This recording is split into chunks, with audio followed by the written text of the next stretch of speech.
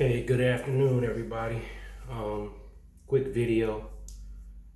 Just as the title says, I want to talk about entrepreneurship real quick and one of my experiences, or one of many of my experiences of entrepreneurship or hybrid entrepreneurship. I'm also working, so I might not look directly in the camera all the time.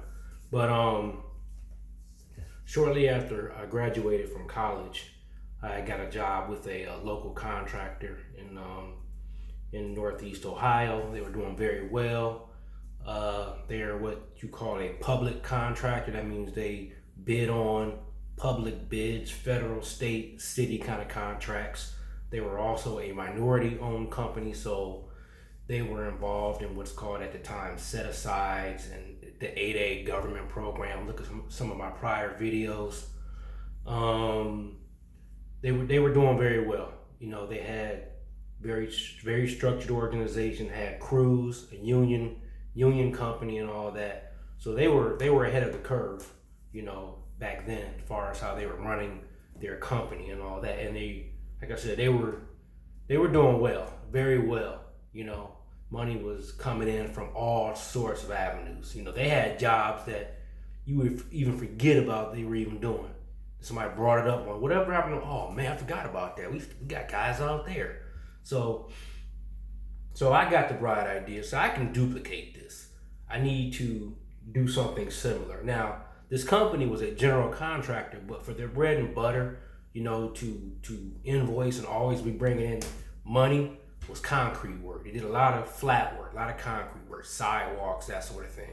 When I'm saying sidewalks, I mean like downtown side, tearing up all the downtown, putting in new sidewalks, either as a sub or as a prime contractor.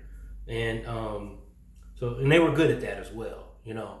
So many of the employees, the guys out in the field, they had experience, you know, concrete guys. These were concrete guys, as you call them. So I wanted to duplicate something similar. I was in my mid-20s or so. You know, I'm very ambitious. I'm young. I want to get at it. I want to get that bag. I want to get my cheese up, as you used to say back then. Get your cheese. You know, this is the 90s, so people had money back then, you know, because it was the height of the crack era and all that. Well, you know, crack, and people my age had money. You know what I'm saying? People ain't walking around out here broke. And so I'm not going to make money doing that. So I'm like, I'm going to make money doing this. I can build something right now. You know, it's kind of an ego thing too, because you're looking at somebody else, their company, and you know, I hate to say this, and I was looking at this wrong back then, but I'm looking at them like, well, if they can do this, I can do this. More on that later. But that's what I was thinking at the time. Like, I can do this too. I can duplicate this. All I need to do is set up a company, get my paperwork straight, get some work, get some jobs, get some certifications, you know, kind of just build. So this is what I did. I set up a company. This is in Ohio, so it's not that hard to set up a company. I got the insurances. I got a bond. You know, I got the bond because I had to get. They don't have licensing and all that, but I had to get the bond to fulfill the paperwork for the city and whatnot, you know. But I really didn't need the bond, but I was trying to go further than what I was. I wanted it to have that set up for the future endeavors. So I'm paying for all this out of pocket too. This is coming out of my paycheck, and honestly, I really wasn't making that much, but I definitely needed the insurance. So my first foray into this was to start doing driveways, concrete driveways. So I would put ads in the local. Now this is all coming back. I would put ads like in the local paper, not the city paper, but the little community paper. And this shit was expensive too. So I would put ads in the local community papers. It was more than one.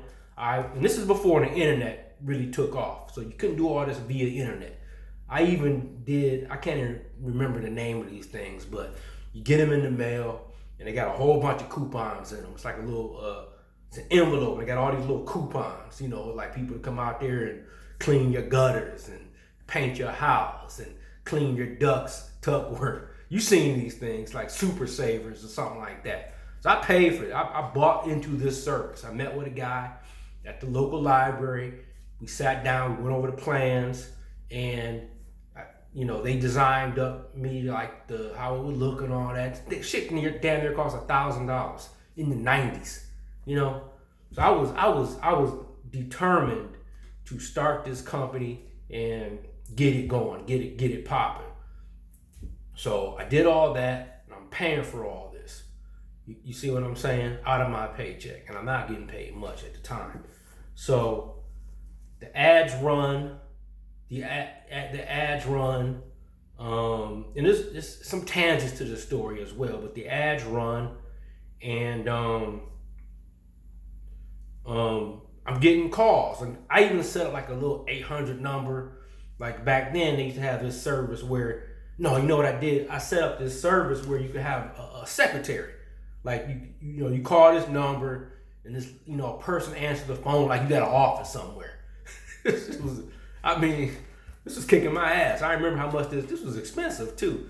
Then eventually I couldn't afford that no more, so I just bought into like an 800 number service or a local number service with a message. But originally, I had a person who would answer the phone.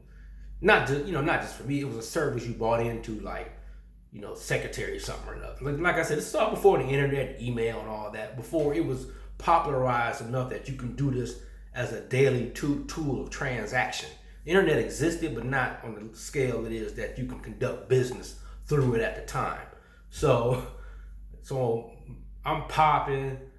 I'm working full time for this company. It's a demanding job. So I get off work. I would run to these people's houses and measure up their driveways, get them little estimates and whatnot. You know what I'm saying? And the Super Saver thing, your mailers and all that. I mean, that thing works. I mean, I got like 30 calls in a day, so I wasn't prepared for that. I didn't think I was gonna get that. I was nowhere near prepared for the amount of volume of calls and all that, that I got. So I couldn't get around to all the people's houses and all that. I wasn't really set up. And the way I was gonna work these crews was, I didn't even have a crew. I was gonna use the guys from my job and have them go over there like at nights and weekends and all that. So this is very unstructured, very unorganized. At the time, I thought it was, my ego was talking to me. I thought like, yeah, this is gonna work. And I was gonna explain to the people I work these weird hours at their house in the evening. You know what I'm saying? And I actually did get a few jobs.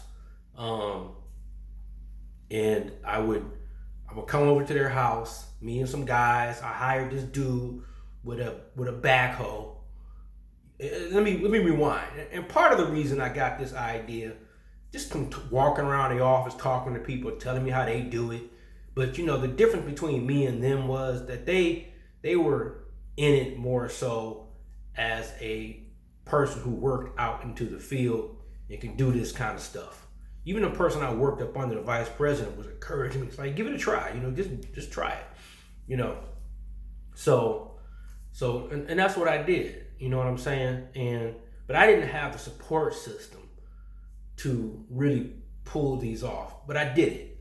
So I would go over there in the evening. Actually, I take that back. I would send people over there. To rip the driveways out for me. I had hired this guy, and he had like a little backhoe, and he would do all that shit. And then I would get over there about 5-ish, 6-ish, and get to working, help him, maybe with another guy. I'm paying these guys cash out of my paycheck. I didn't have the money for all this. So I'm paying for the insurance, I'm paying for the bond, I'm paying for this phone service, I'm paying for these guys, I'm paying for this dude to pay out to on this backhoe. And even the trucker, I think he got the trucker dude for me. I had to pay for the concrete. You gotta pay for the materials. It's all coming out of my pocket. You know what I'm saying? So the first couple of jobs I did, they turned out actually okay at the time. They turned out okay. I did a driveway or two. I even did a couple sidewalks, but the one driveway, and this is where things kind of started, where my inaccurate my inaccurate viewpoint of looking at all this kind of went askew. I'm gonna end it after this. I'm gonna tell you what happened with the first driveway. The first driveway, the concrete spoiled that winter. So I poured that concrete, I don't know, August or something like that. It was a cool day, nice cool day, like 80s, 70s, 80s. So it wasn't too hot when they poured it, but I wasn't there the whole time. You see what I'm saying? I wasn't there the whole time they poured that. So I'm not even sure. You know, I helped set it up. I helped grade it. This is concrete terms. In other words, it was prepped correctly. But I wasn't there for the full pour. So theoretically, that concrete shouldn't have spoiled that first winter. Now, the man called me like when it thawed out. He's like, hey, this concrete's cracking. It's doing something. It got holes in it. And it did. It had a lot of holes in it. Like, had holes in the apron and in the back. The back, now I figured it was from the salt coming off the cars, that the concrete, that's what it did to it. You see what I'm saying? And he probably didn't shovel or anything like that, but I didn't have parameters set up within my contracts and all that to address that sort of thing. So it's partly probably the salt. He's probably salting his yard up. He's driving around caking up, salt and snow and all that shit. Because like I said, it only was spalling like in the front, and actually there's a little bit in the middle too. So it's probably user error and my fault too. My crew's fault, my fault. Because it's probably something that happened within that pour. Maybe they cut corners. Who knows what they did? I wasn't there the whole time. The mix might have not been correct. It wasn't like I was doing slump test, that's a concrete term. Nor did I have the money to go back and core this concrete out here and there and get it tested. You see what I'm saying? And the thing about concrete work is this older engineer once told me this. He said concrete, once you pour it, it's permanent because it costs a lot to rip it back up. So like if I was a drywall guy or I was hanging blinds or doing carpet, I could fix that. If something went wrong, I could fix that. But ripping up concrete and repouring it, and I got another story on that. Ripping up concrete and repouring it, no, bro, it don't go like that. So I actually got sued over this. This dude sued me.